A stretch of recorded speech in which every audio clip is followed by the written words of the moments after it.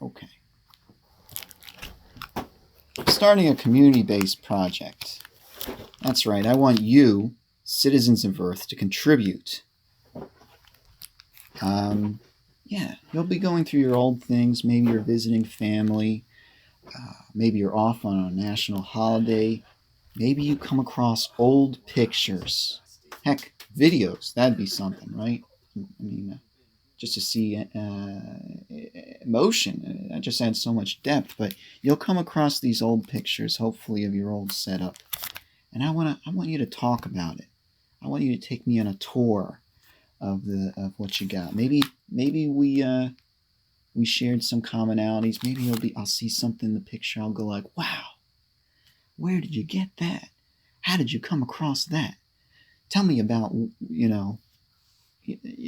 some people you knew in your life at the time. I don't know. The point is, I want you to drop a link to that video as a comment in this video. And what I'll do is I'll add it to a playlist. I'll have links to it all over the place throughout this video. I'll have cards popping out. I'll have pinned comments. I'll have it in the description. I'll have it at the end of the video. So you don't have to just go through this explanation every time someone adds a video or you want to check to see if someone added a new video. You can just jump straight to that playlist. Okay, you got me? We're talking about true retro setups. The original days of yore command centers, okay? I want you to let us all in on it. I'm going to let you in on mine because this is mine, circa 1999. Where's the Dreamcast, right? Well, this is maybe 4 months. Yeah, 4 months away. Look at that. 5. I think that's kind of accurate. I think maybe, you know what, this could have been. No, that'd be too late for spring break. But I just rented Smash Brothers. You can see the end screens there. And look at that, scan lines.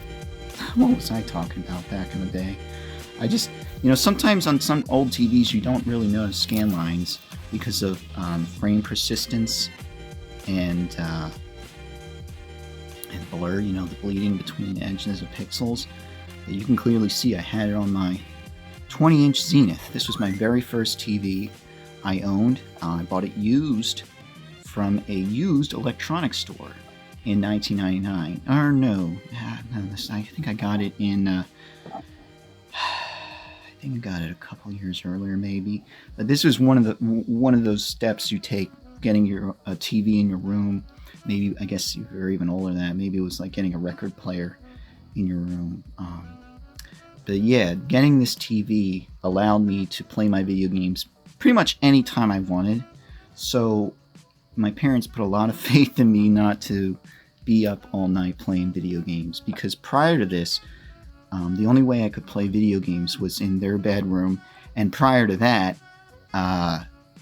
we had a 5200 and it was set up in the family room, but basically the only room with a TV.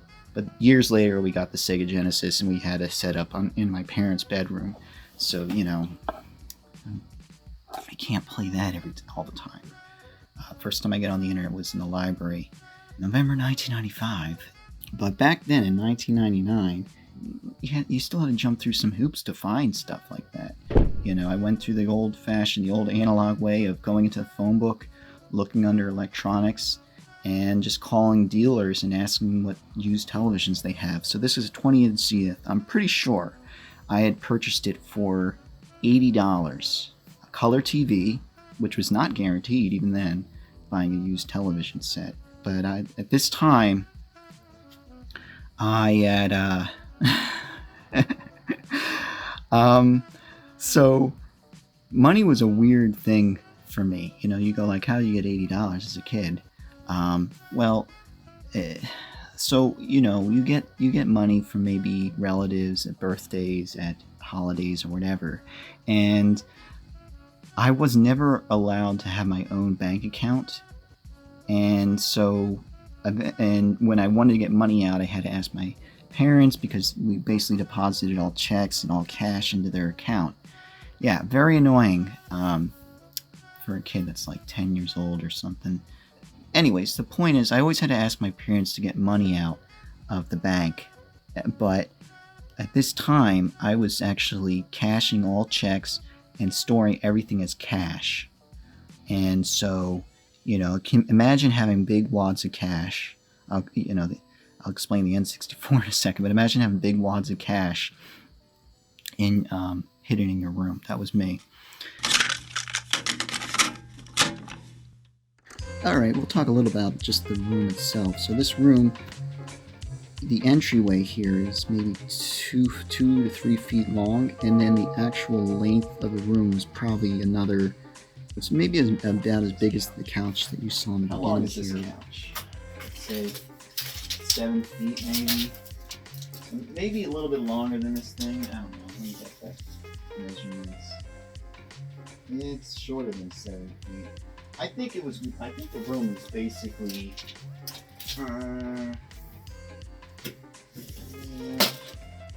probably around 8 to 9 feet by around the same width, going this way.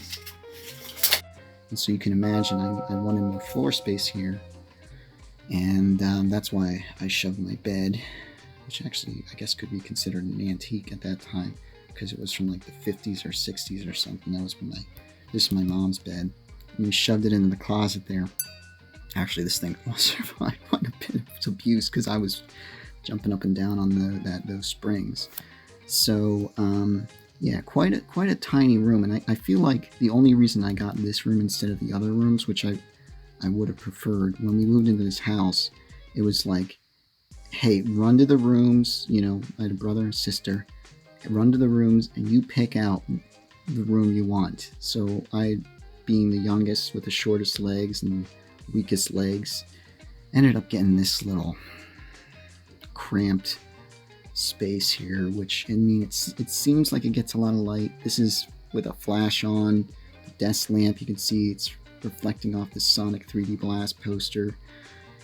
And yeah, it got ambient light, because the sun would just pass over the roof, would never come in through this way. It was just all ambient light. So, very depressing, very depressing and cramped.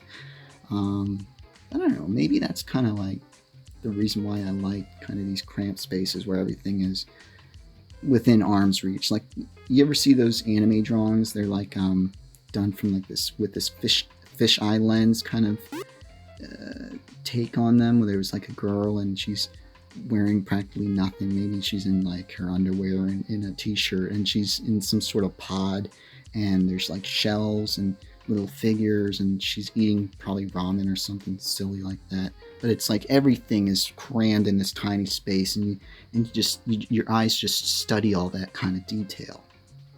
Well, that's how my room was here, and that's kind of how I think I got used to living. So, yeah, I like kind of tight spaces. The N64, as I just mentioned, I bought that with cash as well, that I had saved. That was $149 used at a Funko Land. And the only reason I bought it was because my cousins, every time I would go over their place, they had Mario 64 running. And that was it. That was all I needed to buy an N64. So I had saved up cash to get that thing used. This is my dresser where I kept all my, a lot of clothes. I also kept clothes in the closet hanging over me. This is my bed.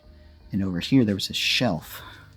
And underneath this shelf, if you stuck your hand underneath like this little opening where the feet were, I shoved like hundreds of dollars of cash in there. For several years, because they wouldn't let me have my own bank account. So yeah, when I went to the store and just shoved $150 cash in their face, I imagine the clerk looking at me like really surprised. Where do you think you are, Funko Land? See there's the Mario 64 box, which I got used from Blockbuster the same day. I actually got my brother to go halvesies on that. $40 it cost me. And then there's Bomberman 64, Yoshi's Story in the back there. There's gotta be, this is 99, so there's gotta be Ocarina of Time. Is Kirby out? I think I had Kirby by then. Maybe Bomberman Hero. But, I don't know. I think I bought them, a lot of them new, surprisingly. So you can see what good condition I kept things in. So you can only imagine this shelf over here that I'm not showing you that had I don't know, my Game Boy games in their boxes. So, and underneath we got the PS1. You can see the lid's popped. Why is the lid popped? Well, if you notice in the back right corner there, we've got the Game Wizard. Suddenly, I, the evil math magician, shall capture all the children and force them to do homework forever. Plugged into the serial port, which allowed us to play burned games, dude. And, well, I didn't have a CD burner, but I don't know. It's kind of weird because this is the early days. Still, I'd still say this was the early days of the internet, and putting your faith into anybody even then was kind of sketchy. But I found some guy on the internet. He was selling burned PlayStation 1 games. And so, he had a list, and I picked out some like Coral Q and Coral Q Jet. He had American games, he had Japanese games, he had, I picked out, I remember Silent Bomber was one of the ones I picked out, Eyehander, R-Type Delta. Eventually I would go on to buy these games, but I was really surprised by the amount that he had access to. So, and just like I said, just imagine just like sending your money off to somebody you don't know who on the internet, waiting weeks, and then discs arrive in the mail. But that's not to say I didn't buy any games myself. Like in this spot there, we can't see any of the end labels. Yeah, I had Chocobo's Dungeon, Chocobo's Racing, Jumping Flash 2, Motor Toon Grand Prix, Crash Bandicoot. I think the last game I bought for the PS1 was a Mega Boost from Walmart for $10, brand new. So we got the Extreme Green controller there in its box in the background.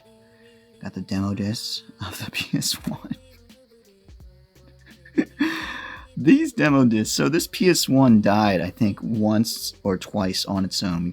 Like I said, we got that from FunClan by trading in some solid Genesis games like Ranger X and Castlevania Bloodlines, Hyperstone Heist. All our Genesis stuff we traded in to get that PS1. And no video games. I know. What do you do? But we got these demo discs with games like Extreme ESPN Extreme Games, and what we learned was that anytime, and we bought the warranty with it.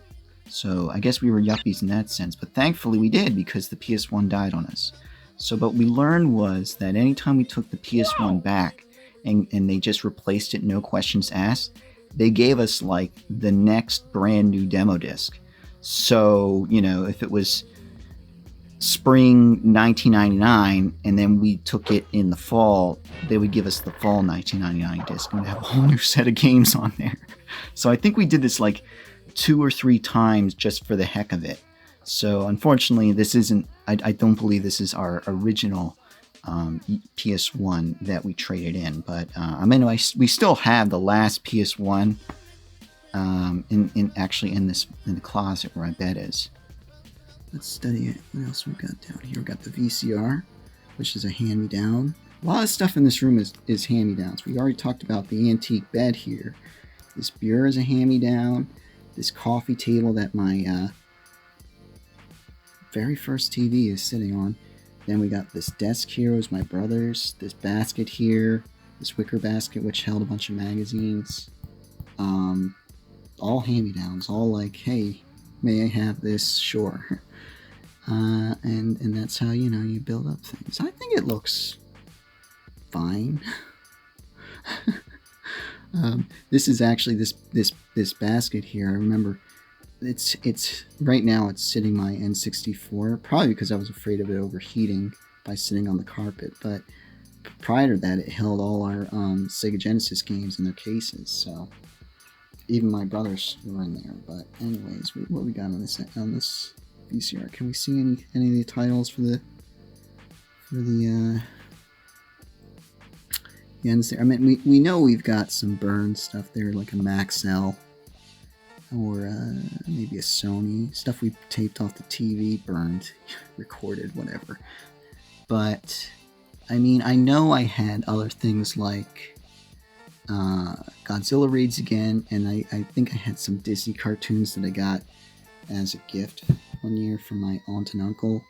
Yeah, and that Godzilla Raids Again, I bought it at Sam Goody for $13, and for a long time, that was the only way you could get Godzilla Raids Again. It was actually a pretty expensive VHS on eBay for a while. But oh yeah, look at these guys down here, the Chocobo and the Mog plush, promoting Chocobo's Dungeon, probably 2. There was a store talking about random places on the internet. You know, this is Amazon must have been around, but yeah, this store sold UFO toys, which are basically crane games in Japan, but they offer way cooler prizes than anything in America. And yeah, they would have regular updates of new products that would come along, and I would go like, oh yeah, I'm gonna get the Chocobo's Dungeon plush. I'm gonna get the I'm gonna say some other ones I had here, but it's gonna make you upset when I tell you what happened to them. So I got these Chocobo Mug. I got the Temjin from Virtualon. I had a plush of that. I had Sonic Adventure, the original Japanese release of those plush, Sonic Knuckles and Tails. And so, anyways, the point is, what happened to them is one day, one of my sister's friends came over, and I was a teenager at this time, and you know, I got out of the shower, and I remember eyes on me as I got out of this shower. You know, I left the bathroom basically, and I think I was dressed, but you know, somebody following me, and they followed me into my room, and they walked in behind me. I felt like these eyes on me. Anyways, there's this girl. I'm speechless. You know, this is a pretty attractive girl behind me, and she just looks around, and I felt like she looked at my plush toys and was like, "Oh, you're a baby. Okay, I can't." And so I packed up all these plush toys, and I put them in the attic. And what had happened was, this is going to make me really angry, Ken, because every time I bring it up, my sister decided one day while I was away to clean out the attic, and because everybody loves to sit in the attic, and she threw away all my toys that I had up there, which were right by the stairs for convenient access, because it was always my plan to bring these things down again. I just didn't know when. And yeah, she basically chucked them, and I wasn't home at the time. It was raining, and my brother had called, and I was like telling him to get him out, the stuff out of the garbage, but he just thought it was ruined or something because of the rain. And so yeah, they all went into a garbage truck. End of story. Pissed me off again. Thank you very much for bringing up that story.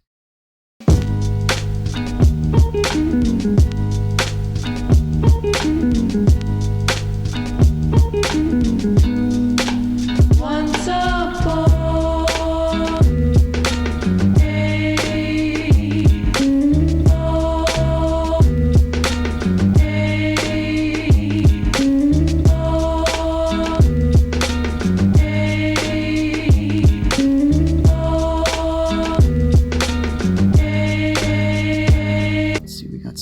Balls on top of the TV.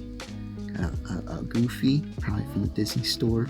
We got a Velociraptor koosh ball, probably from Jurassic Park. We got some suction cup thingy, and we got, I don't know, like a Fritos, corn, I don't know, yodel. I don't know what they're called. It's springy. So this is my dinosaur shelf over there. We're not gonna see any of the I had a bunch of figures like action figures and plush over here that you're not going to see, unfortunately. But on this shelf, we've got pretty much all my dinosaur collection there. We got the Rex from Jurassic Park, the big red one. I got that year. The movie came out in '93 as a birthday gift. Got our Zoids, Brachiosaurus, with our had the motors and everything. Pretty slick. That was a Christmas gift. Oh man, these things were everywhere. You know, those skeletons that you put together. Here's one of a shark over here. You can see they always sell those in the museum shops. This is from... there's a poster back here. Maybe... I don't know. There's scratches on this, but... anyways, it's from the New York Natural History Museum, right by Central Park. Sonic 3D Blast. Look at that. And the 3D glasses. Magazine fold out there. Let's see what's going on the desk. Yoshi Story. So a lot of the promos. So this was '99. I think I started selling on eBay in '96. And what I would sell was some old toys we had, but also I would sell promos that I would pick up from stores, posters and standees and such. And yeah, so these are some of the ones I kept and still have. Hold on a second. This is going to be dusty. What a shame. Here we go. Here's the Yoshi Story one I still have. And I have another one in here of Pokemon, I think. You know, Kirby 64 may have been one of those other games. Let me see, where is it? I don't know. Wait a second, there it is. Look at that. Look at that, right in the top corner there, stuck to the side of the wall. Hold on a second, where is this? Oh, it's behind me somewhere. Check it out. And what these would be on the end caps or on the edges of shelves. And I'd pluck them off and I'd say like, hey, could I have this? And sometimes they'd say yes, sometimes they say no. Hey, look, this is not even like, this is a promo. This is basically saying pre-order Pokemon. I wonder what I'm not the biggest Pokemon fan, but I wonder what people would do for pre-order promotional stuff like that today. But I have one for Kirby 64 as well. Where did I put this? Here's Kirby. This one's faded a little bit. Sorry, it's just the way I have the camera set up. Maybe I'll get a better shot of that later on. But yeah. I can't see any other promos. Like I said, this was probably from an EGM or something like that, a magazine fold out. We have down the bin there, we have Nintendo Powers from era of 1998 to 99, because it was, I believe this was the era when I asked, the year, should I say, where I asked for a subscription to Nintendo Power. And these were the issues where they were talking about Ocarina of Time, like when it was released, there was Pod Racer on the cover. I showed some of these off when I was going through my big wicker box full of comics and other gaming paraphernalia that I had collected over the years. And, you know, it was my comic cards were in there, stuff I pulled out from the newspapers. But yeah, that's what's in that bin there. So we can actually probably see the edge of that Zelda issue and the Pod Racer issue. I got a couple things too from the Power catalog, I think. I remember getting a music CD and I got a leather wallet of Ocarina of Time. Maybe I could show that off.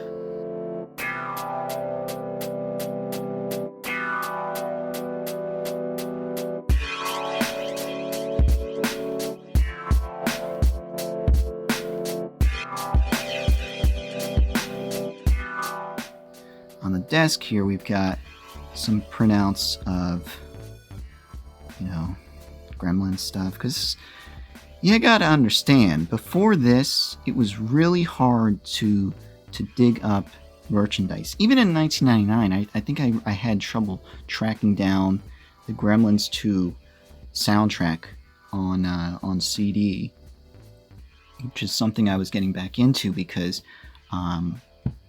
you know, just when media disappeared back then, merchandise disappeared. You couldn't get the little applause figures anymore. Tracking them down on eBay, there weren't people that thought of selling stuff on eBay at that time. So now you go on eBay, you can easily track down a CD of Gremlins 2. Or maybe those, like I said, those little PVC figures of various, maybe they had the Raisins or the Gremlins ones. Where are they? I have this one over here. Like this guy. But yeah, back then it was still kind of hard. So we go on fan sites and they would have various pictures from the production and whatever, and you'd print them out. And this one I actually printed out and colored in. I don't know how these are in color. There, maybe I printed them up at the library or something. I don't know. We had a dot matrix printer, but I don't remember when we got that replaced. So we got some. These are Gremlins stickers, hologram type of the original Gremlins, 1984 Gremlins, and I got those gifted from this girl in school, which should have been a big hint to me, like she was interested in me, because now I thought about it later on. This girl had given me these stickers, and it wasn't so out of place for a class size of maybe 20 to 24 kids, that everybody you might get a gift from somebody, even if you're not really super friendly to them, like in terms of like, I don't know, like you play with them. It's just like everybody gets a gift because you know everybody. You just may not hang out with someone else more than others. But anyway, she gave me this gift there, and I didn't even think about it. But later on, I thought, well, wait a second. This was in 8th grade. I remember she gave me these stickers, and which tells you something. She knew that I was interested in Gremlins. But in 6th grade, when kids were you could only go to there was a dance for the 6th, 7th, and 8th graders, and then that was the highest the school went to. But the first dance you could go to was in 6th grade, so I went to it, and pretty much everybody was a wallflower. And so she approached me and said, "Hey, do you want to dance?" And I didn't know anything about dancing, but I said sure. I think I was like, I knew the rocking back and forth kind of slow dance. So that's what we did. We danced like that, and I didn't think anything of it. I just thought, it was. I just think about how I must have did. So she. This is getting really sidetracked, but she asked me to dance in 6th grade. She had this crush for a long time. She asked me to dance in 6th grade. 8th grade, she gave me these stickers. In music class one year. Like I thought about this later on, so I'm not just discovering this now, but in music class, maybe in 6th grade, or maybe it was in 7th, but I remember hearing her and her friend, which I actually was more interested in, talking about who they like in terms of boys, and I heard, oh, I like Mer, where that's my name, and I was like, wow, I didn't know she was interested in me. I thought it was the girl I was interested in, not the girl who gave me these stickers. So I I thought like, oh, it was the girl I was interested in, but it turns out that it was probably this girl. And what's disheartening is, I was getting to this point, is that this girl, she asked me to attend this graduation party in 8th grade. And I totally blew it off. It was like, I blew everybody. I know I went to one graduation party actually, but yeah, I didn't respond or anything like that, saying that I wasn't coming to the graduation party. Hey, there's a roll of film on the table there. Looks like it needs to be developed. I wonder what's on that film. I didn't take too many pictures like this. I think I said this already, but I felt like a picture like this was almost like a waste. It was money. It cost money to develop any picture.